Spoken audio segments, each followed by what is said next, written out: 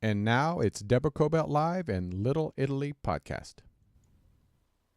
Chiara Tilesi, thank you for joining us today on Deborah Kobylt Live and our Little Italy podcast. It's such an honor to have you. And for those who may not know, Chiara is a writer, a producer, a filmmaker of We Do It Together. We're going to talk a little bit more about that. One of Us, which was just so outstanding. I was so excited to be able to see that here in Los Angeles. And also the founder of We Do It Together. And the common theme with all this is women. So let's talk about that, Chiara. And thanks for joining us. Thank you, Deborah, for having me here. Yes, I'm a social impact filmmaker. And so I focus on different aspects of society and how we can improve and change it through the narrative of a movie, of a TV series. Why is that so important? Because we could even say that we are what we repeatedly see. So when we create content in media and we watch those contents, little by little, they are becoming our belief system. And that belief system will become then a cultural DNA of a society. So I believe that we're more than storytellers. We're really, creating the layers of the cultural layers of a society. And so one of the main narrative that must change is the one about us women. Why? Because it's funny in a way that, we are a majority. We're 51% of the population, and yet we're treated, perceived, and named as a minority. So starting from there, there is a need of a big change. I love how you said, because we talked off camera as well, how, even just being a young person, you noticed you personally were not represented in much media at all, not television, not in film. And that made a real impact on you, right? So you came here and you studied. And then what? You decided that gender equality was really going to be something that you focused on in your work, right? Yes, it's one of my main focus. So I came here, went to university, studied film, and then I immediately understood the power of film, the power of media, and decided to make my contribution. Why? Because if it's not us, who? And if it's not now, when, right? So it has to start from us women as well. We cannot just wait there and ask somebody else to change our narrative, as we cannot just wait for somebody to offer us a seat at the table. We take the seat at the table, and if they're not giving us, we're creating our own table and we're creating our own seats. And that's what we're doing with We Do It Together, basically. Yeah, so We Do It Together is something, it's a nonprofit. You formed this, and you do have quite an impressive board. It's an outstanding board of primarily women that you have on there. And tell me, I know that it's here in Los Angeles, but you're about to expand around the world with We Do It Together. Can you talk to us more about that? Yes, so We Do It Together is a nonprofit film production company that produce media, content, and film by women, about women, for everyone. We're men and women together. Because this shouldn't be a battle against the gender. This should be an uprising, an uplifting movement for women. And definitely we must do it together.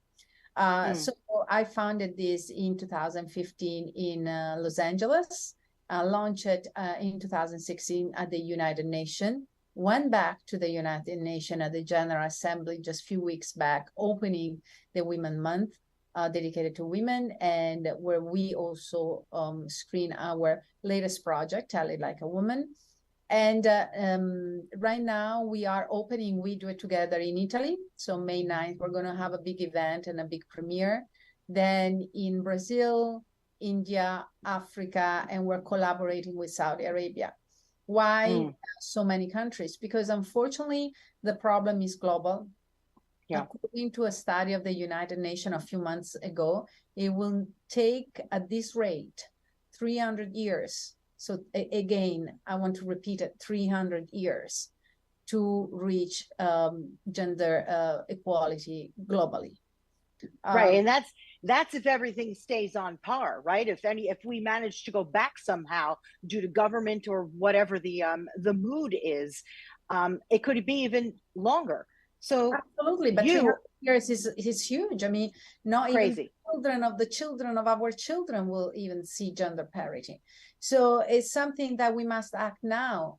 And so, and also we discovered that there are different, I would say, different grades of this problem, but we all have this problem, meaning from United States to Italy to Africa to Afghanistan, because we have the tendency to believe that this problem is only in certain type of countries, which is not.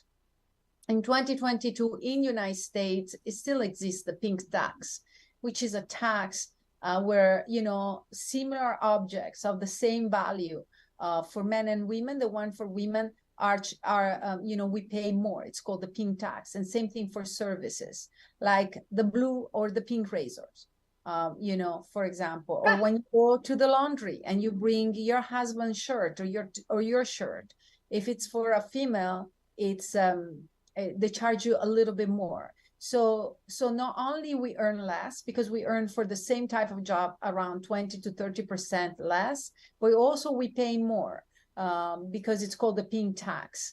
And so people don't even know this because we have the perception that things has been solved. And there is also, you know, a prejudgment when we talk about women. Oh my God, it's so boring. This feminist, you know, angry women against men. No, I love men. It's not about men. It's about us. You know, it's about changing. You know, our opportunities so that our children don't have to struggle as much, but also to create a more evolved society, because if 51% of the population is evolved, the other 49 will be evolved as well. So it's a plus, it's a winning situation for both genders. Our main goal is that one day we really don't need anymore, we do it together. So the day that we close, we do it together is the day that we actually want. Gosh, why do you, go ahead. Why do you think it is? Because we bring life into the world. I don't quite understand why we end up the ones who are not respected in the eyes of men and many women too. I guess it evolved that way since the beginning of time, right? So it's very difficult to change, but it's happening, and it's happening because of works that you're doing and others have been doing, but particularly, as you said, with media, with film, with documentary, with television, with writings, right? I mean, we have to infiltrate this curriculum in school as well. It has to be everywhere. Exactly. So it's a cultural change. As you said, we don't know exactly where the roots come from. You know, also different religions that even there, you know, there's a lot of discrimination. Historically, there's been tons of discrimination constantly. So it's one of the probably deepest and most difficult thing to change. Yeah. Also for ourselves. I found myself victim of this culture. And sometimes I say, oh my God, I'm working on it. And then, you know, I have a problem myself. For example, there was a point where I wasn't really telling people my age or, you know, that I wasn't married, because a woman that is not married, it's kind of a loser, or that I didn't have children, because if you don't have children, you're selfish. And then if you do have children and then decide to work, then you're selfish. And then, you know, there's never the right role. So I remember catching myself, you know, being the one that I was, you know, working on this, but then being a victim in a subconscious and subconscious level that, you know, and then I decided to do a TEDx talk and started a few years back saying, my name is Chiara Tilesi. I'm 46 years old. I'm 64 kilos. I'm not married. I have no children. What's wrong with me? So I made it, you know, I changed what was a stupid, you know, problem in my mind and completely by declaring it, saying, what's wrong with it? There's nothing wrong. I'm actually proud of everything I've done and everything I am. It's a, learning process. It's a healing process for all of us. And I'm one of the lucky ones. What about women that, are under domestic violence constantly, or any type of violence, or completely discrimination, not only in the work, but also in their community. So I think us in the United States probably are, we are better than in different countries, but still, so it has to start from us. The change must start from us. And going back to your question about the media, absolutely. Because first of all, nowadays, people don't read as much, but we are always, including myself, on a screen. Either on your hands. Right now, we're talking on a screen. So we constantly feeding our mind, our soul with, video content. So if we change the video content, then we will change the narrative and the belief system. So we have seen this, for example, for the LGBT community. 10 years ago, they weren't as accepted as today, right? It was almost impossible to see two men kisses on a screen. Now it's the norm. Nobody really cares, as it should be. I mean, I don't care. I should celebrate love in any and each form it comes.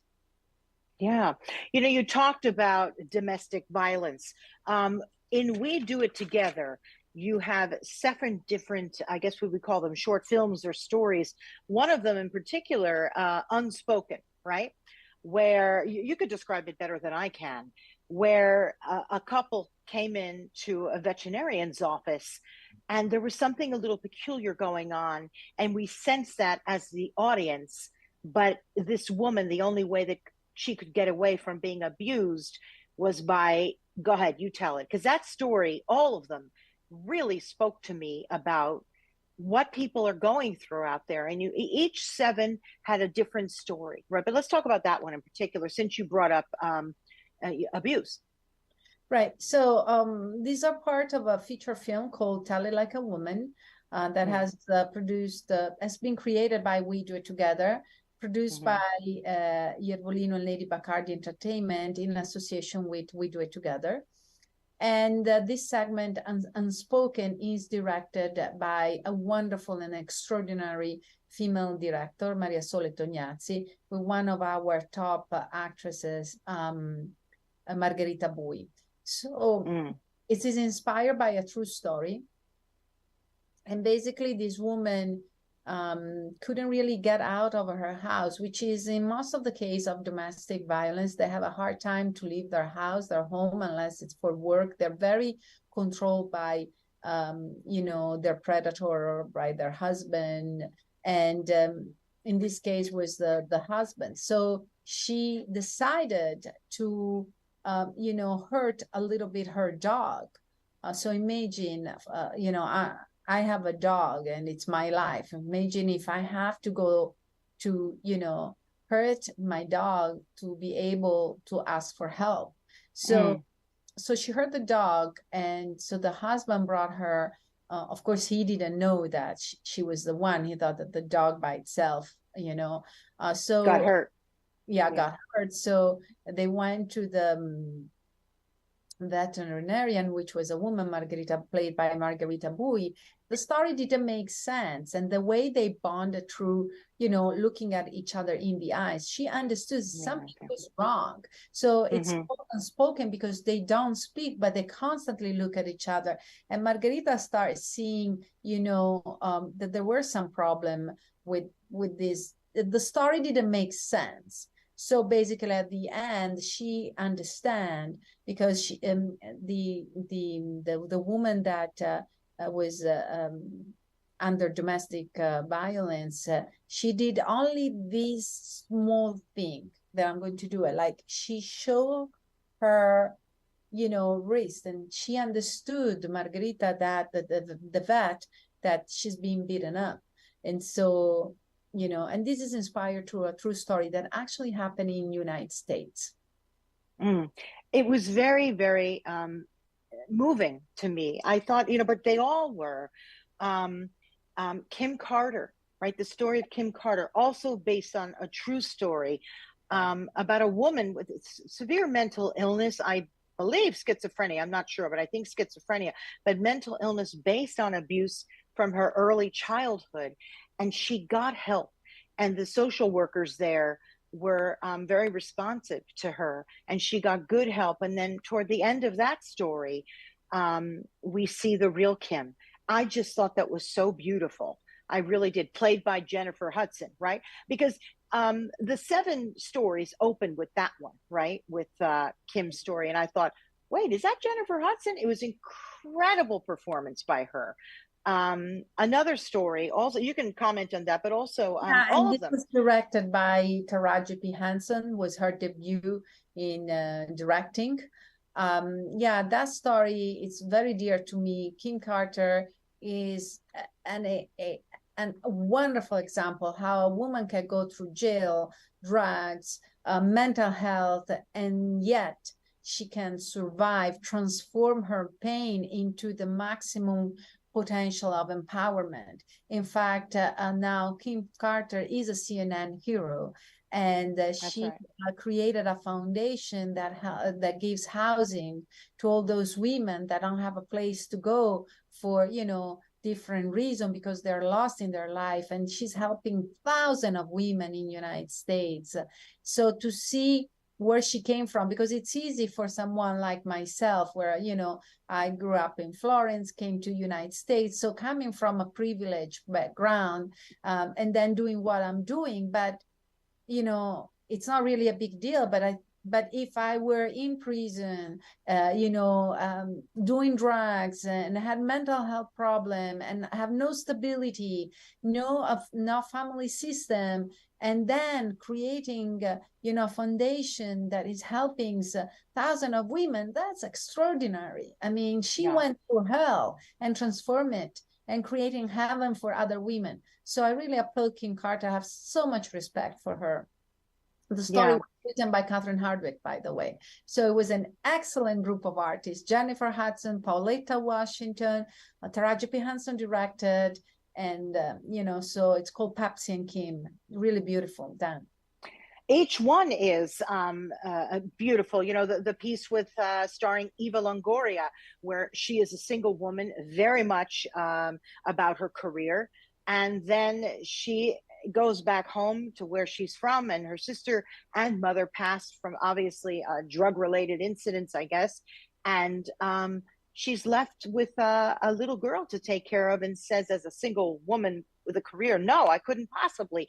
And once again, we see her as a woman and how the story changes and evolves throughout that. These are each such magnificent stories. If you want to comment on that as well, each one of them had such an impact on me. And by the way, my husband and my sons, I have 3 sons, they watched this as well, and it had a real impact on them. So there you go. There's 4 men right there that you've touched.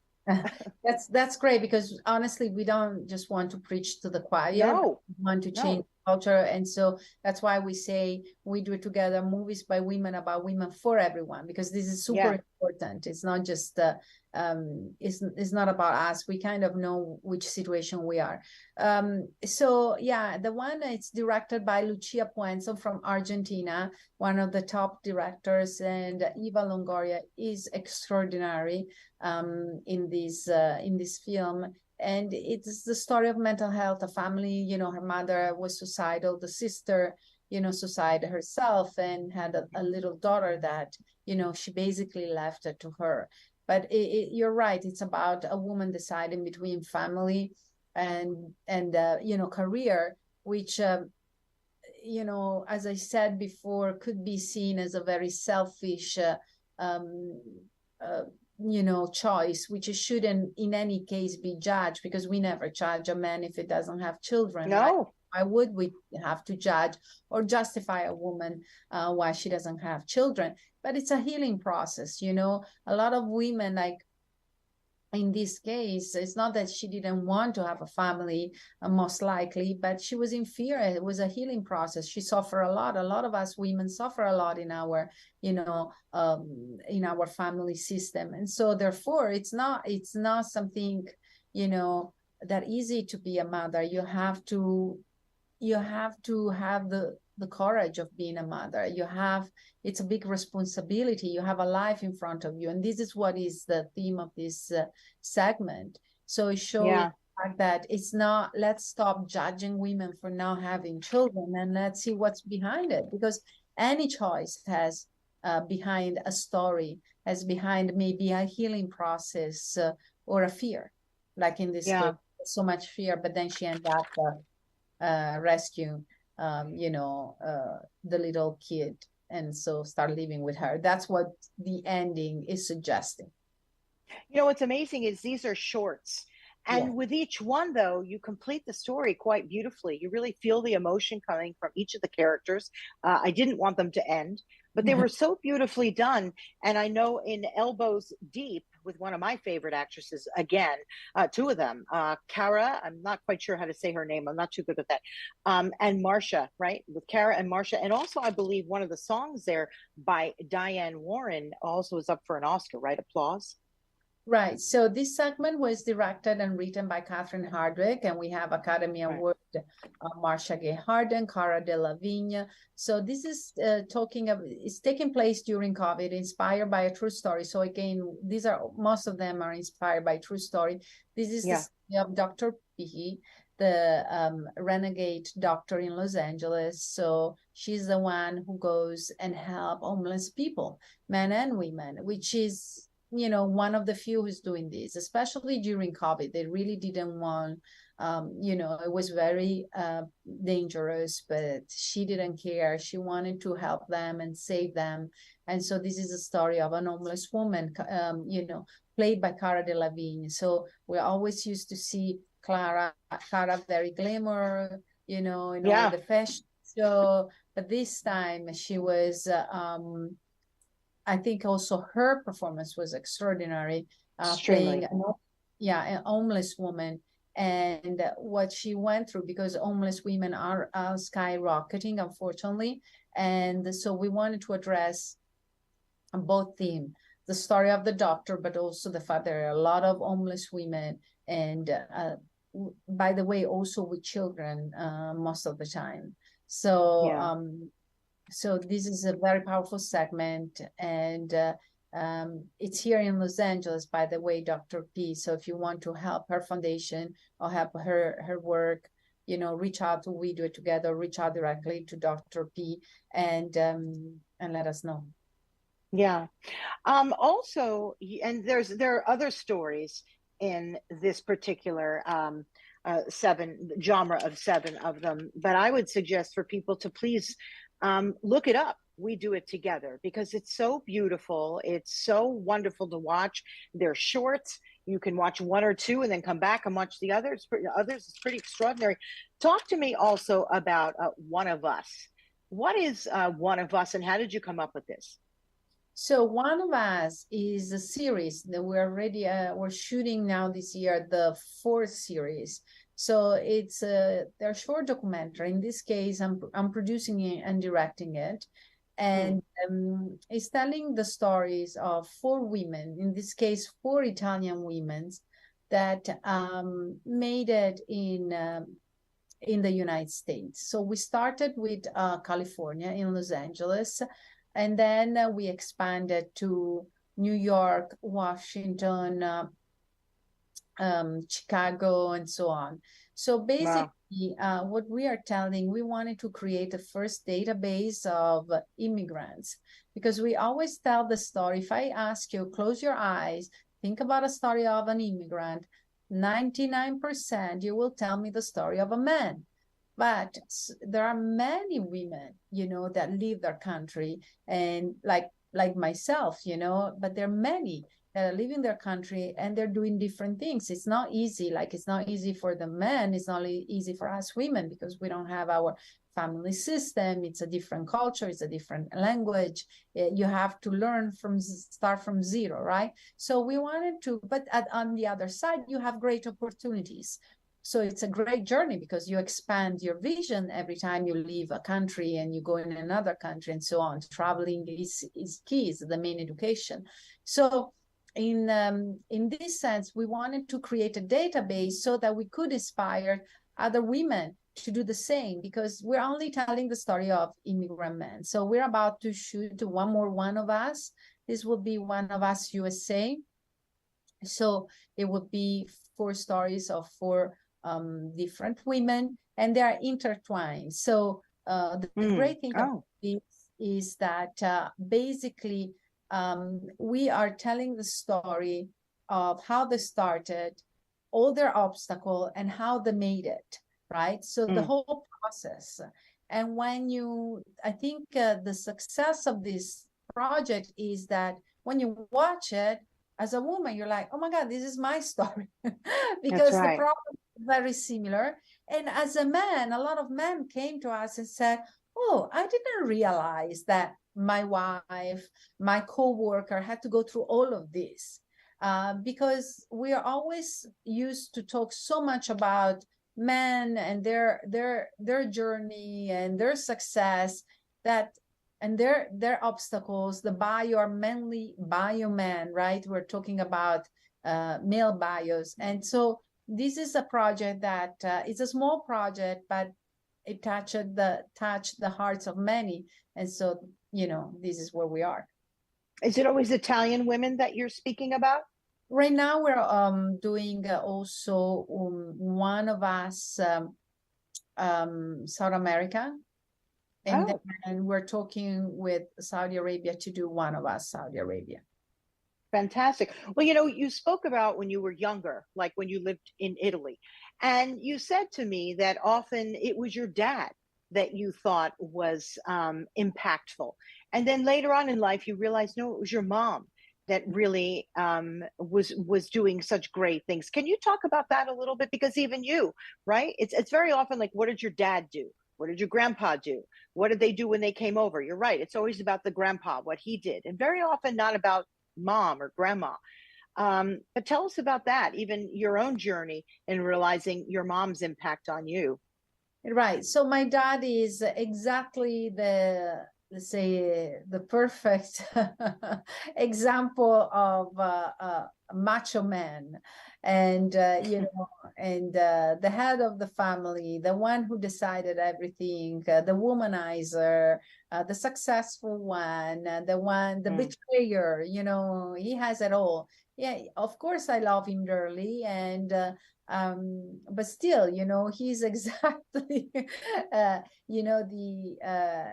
the example of a man that I'm like, I'm doing this maybe also for him to understand, because how you always do things outside of you, but the reality is that maybe is something deep in you, right? So, and I would say that, yes, he's also is a little bit, I wouldn't even say a little bit, he's chauvinist. So I think deep inside of him, he really, believes that maybe in a way, men are the one who needs to work, women has to stay home, he's the one who has to decide, and all of that old culture.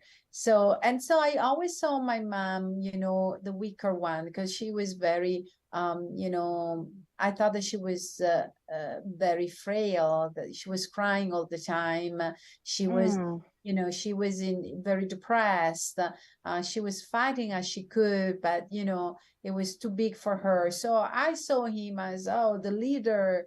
And then with all these other aspect of him that I did not like. But at that time, I didn't even know if I didn't like it, because I didn't know any better, right? I was a kid. Right. And then later on in life, I saw that my mom went through so much, and her strength, her creativity, she never gave up. And she's a great artist, and she always supported me, any ideas I had and any problem I have. Still nowadays, I call my mom, right? Mom is a mom forever. And she's always been there for me. And she's not the weakest one, she's the strongest one. And then I found out later on in life that my dad is probably the weakest one, because even means that, we just don't have a box as women. Also men have a box, because they have a lot of pressure on their side too. We expect men to be always super successful, to always know what to do. They, not to cry and to make choices all the time. These are a lot of pressure for men as well. I think, the overall cultural change on gender, has to happen for both. I'm focusing on women, but I think also for men, that's a cage, is a bigger cage than ours, because our cage is really relying on them, because financially, a mother shouldn't rely, because there should be a system, even from the government.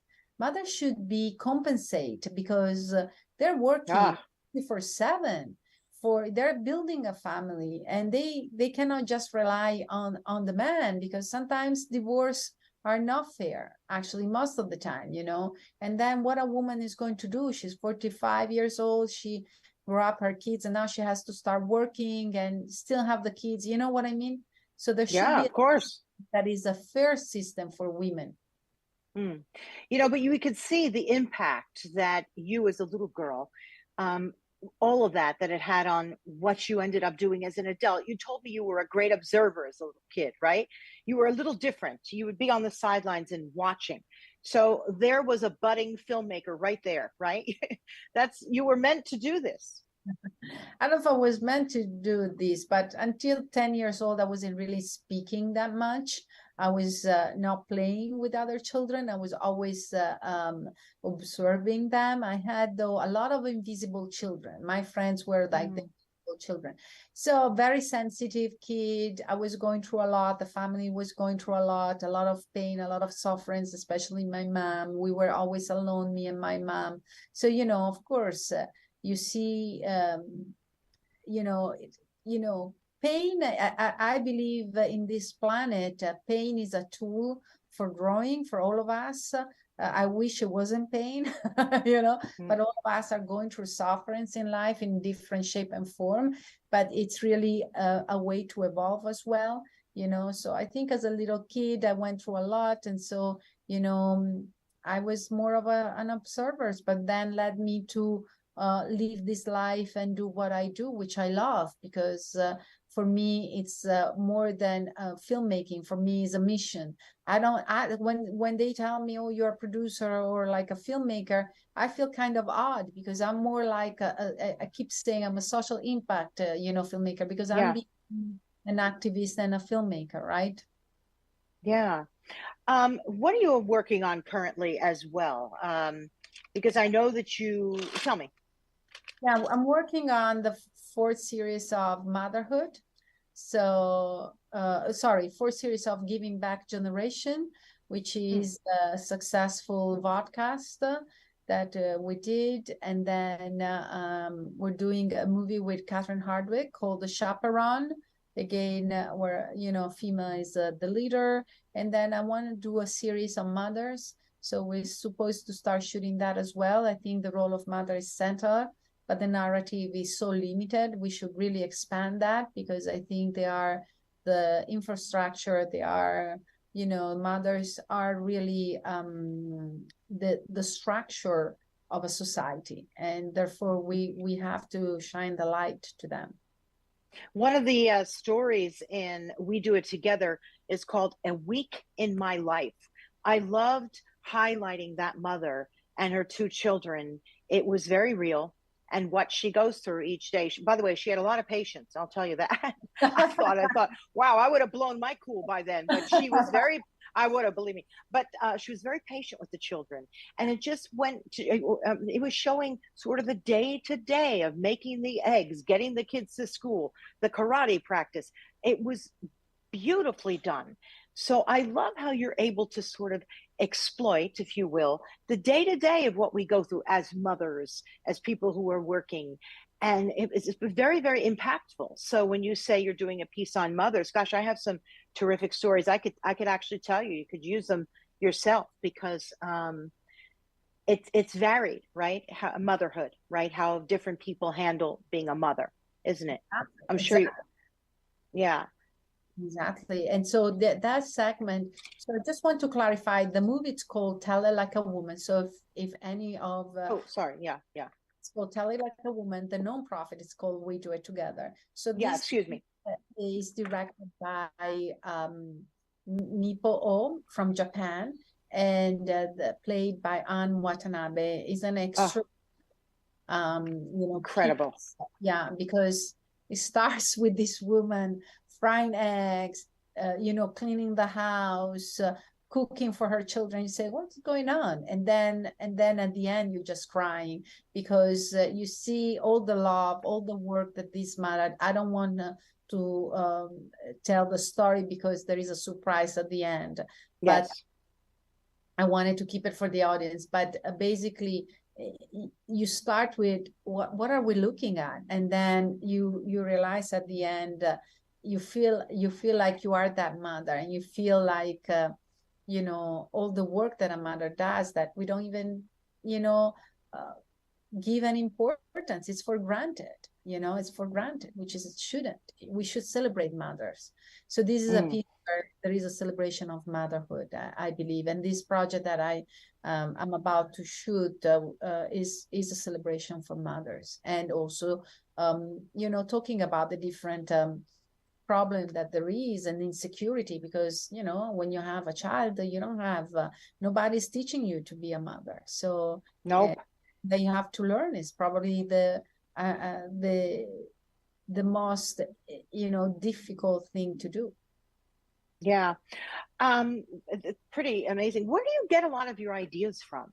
I mean, I know you have quite a distinguished board of various types of people, right? But they're so real and they're so on point. How do you do, in other words, how do you do what you do? How do you assemble it all? I could barely get my show on the air every week, right? And you've got this big thing that you're doing. How do you do it? Right. Well, I think that the key is when I say when our organization is called We Do It Together, it's really We Do It Together. So it took a long time to make this movie. It took 6 years. But a lot of people work on it. And I think because it was beyond than a movie, it was a movement. We are creating a movement. Power of art, music, storytelling, and we want to change this culture. So that's why when I told you it's more than a passion, this is a movement. We really feel that we're making a difference, and we really feel we receive a lot of emails from young girls from different parts of the world, because the other important thing is that we're pretty much global. Even this movie was shot in India, Japan, South America, Italy, States. So we want to be as inclusive as possible, and we want to be represented, because the reality is that most of the women don't feel that they are represented. I mean, who wants to be that young, or who can be that young 25 years old girl, blonde, thin, smiling, perfect for the rest of her life, right? Who wants to? I don't know. It wouldn't be me, so I'll tell you that. I have no idea. Well, I really hate to say this. That's a little boring, and I mean that sincerely. Exactly. I hate to. We are much more than that, and we all want to look good, and we all want. But this constant fixation of us women in beauty and weight and how old are we and what we are wearing, who cares, at the end of the day.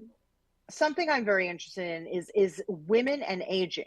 I really do think that we become more beautiful. I mean it. And I'm not talking with all the stuff that people are injecting. I really find it beautiful when women are older. Now, again, I could be wrong. I didn't grow up in Italy or other countries, but I feel like they age a little more naturally and gracefully than we do here in the US. What do you think about that? I think that I did a TEDx talk about ageism, because ageism is per nature a disparity factor. There is an English saying that says, men age like a glass of wine, women like a glass of milk. So meaning we become yogurt and they become fine wine. So and the perception, because it's not the reality, but it's the perception, right? The perception is some of the sexiest men alive, from George Clooney, Bruce Willis, or or others, Kevin Costner, are in the elderly, right? Women, we don't see they are not on their cover page for being the sexiest women when they're in their 60s or in their 50s. They're in the cover when they're in their 20s, right? Or 30s. So, and I agree with you. I think that women age gratefully, and age is experience. Age is a baggage of experience, a baggage of healing, a baggage of opening your heart. I mean, I'm a better person than when I was 20, because I have less insecurity, especially as a woman. As a woman, you embrace more who you are, because when you're 20 and your 30s, I think we have so many insecurities, so many expectations, and here you're like, okay, who cares? you know? No, it's true, but we do need people to speak out. We need film and TV about it. I love, Andy McDowell. I love what she said. Why is it that George Clooney, he can go gray and nobody talks about it? I go gray and it ends up on the cover of newspapers and magazines. And she's right. And I love it. I don't know if you've seen her interview recently, and she said with both. For example, Keanu Reeves' girlfriend, when he was dating her at the beginning, oh my God, it was like, oh my gosh, she's so old. And she was like age appropriate, was like the same age, more or less. She just had gray hair for her choice. I mean, but again, ageism is, it's almost, some women decided to become a mask, basically, because they have so much surgery before becoming old. And that tells you all, right? Yeah. And they have their wrinkles, they have their belly, but their belly is sexy. When they're bold is sexy. Try us with our belly and being bold if we're sexy, right? No, we're not. We have to be perfect. And so there is a disparity in perception. And we also train our eyes to see women all the time so perfect, so young, so skinny, that stand out when you see something different. It's also about the repetition. It's that men, we're used to seeing men with gray hair, and we don't care. We actually think it's sexy, so it's really a cultural change, Deborah. I think at the end of the day, you take this topic from different angles, but at the end we go back to, if we want to solve the problem, we change the culture. We've seen this doing it with LGBT. We've seen it do it also with a different race, in medias. Now there is no a TV show where there's no inclusivity.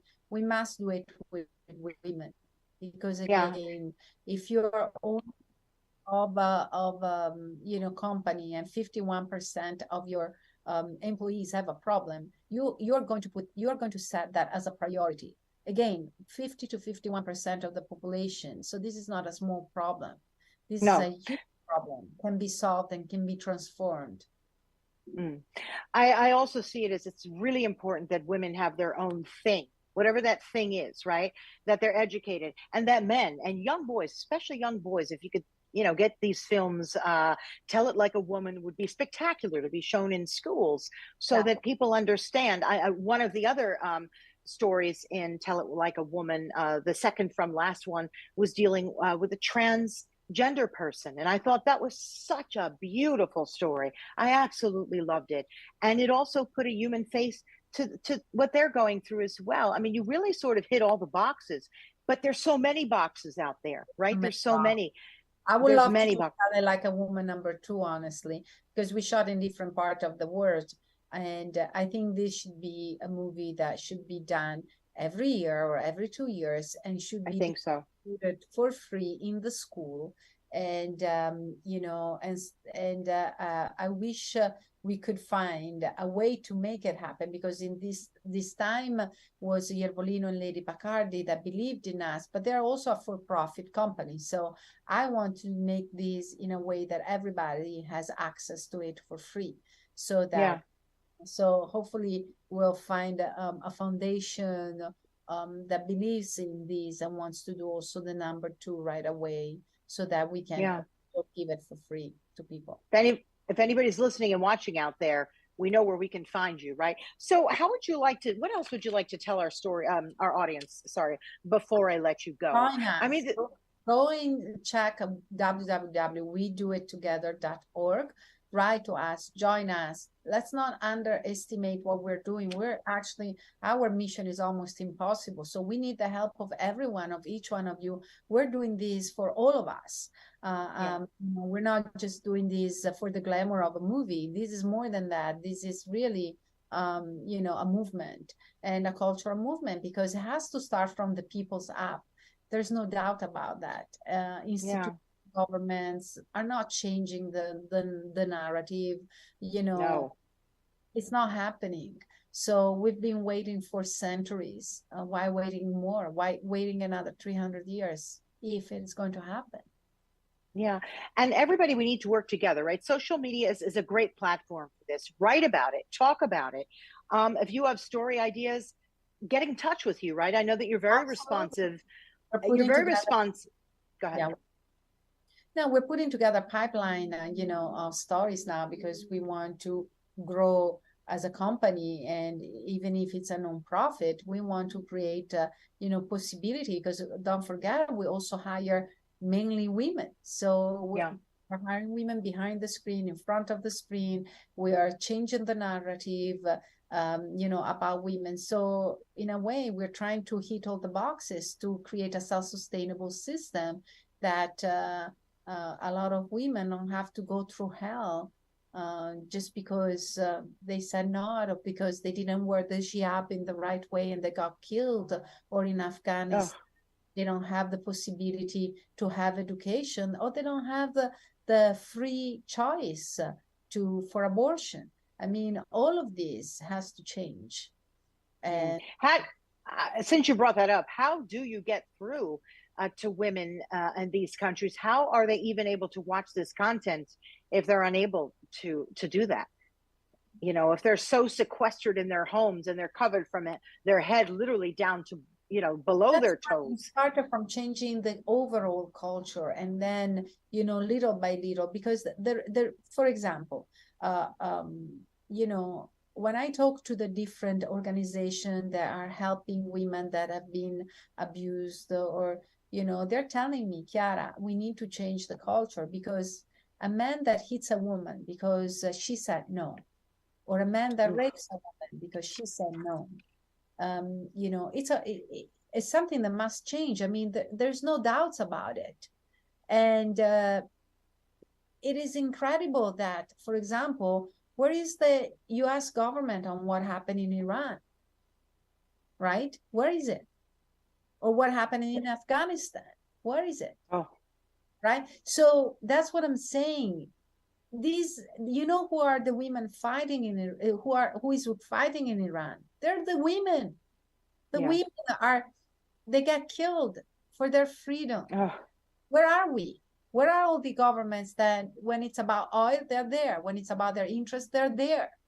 Be there now. They should be there talking about this constantly. Where is all the social media? Why do we leave the Afghanistan women alone? Why are we leaving them? So that's what I'm saying. Is a cultural change. I love the way you think. I love what you're doing. And Chiara, thank you so much for joining us today. It really, honestly, it's an honor. I mean, I love your work. I love what you do. I love the way you think, the way you look at things. It's beautiful. So please, everyone, look up We Do It Together. Please just take a look at what's going on there. It's actually a terrific website too. It's very clear. You also have your work displayed there. Tell it like a woman, one of us, and what you're working on moving ahead into the future. So thank you very much. It's really been an honor. And everybody, you can find our show. We're on all video and audio platforms. We're on YouTube, Facebook, Instagram, and then on all audio platforms. You can find us on Apple Podcasts, iHeartRadio, and anywhere else. Just put in Deborah Kobylt Live and Little Italy Podcast, and you'll find our show. So, Chiara, thank you so much. Really has been an honor. And I look forward very much.